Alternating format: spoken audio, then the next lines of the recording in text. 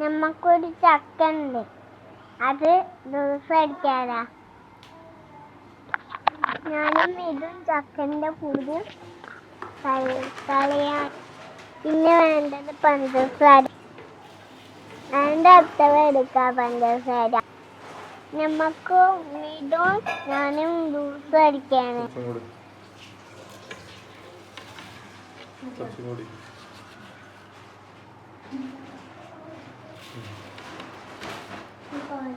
പഞ്ചസാര ഇട്ട് കഴിഞ്ഞ് ഐസ് ഫ്രിഡ്ജിന് ഐസ് എടുക്കണുണ്ടോ?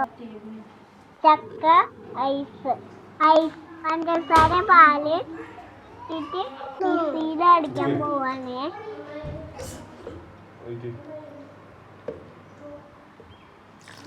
പറയണേ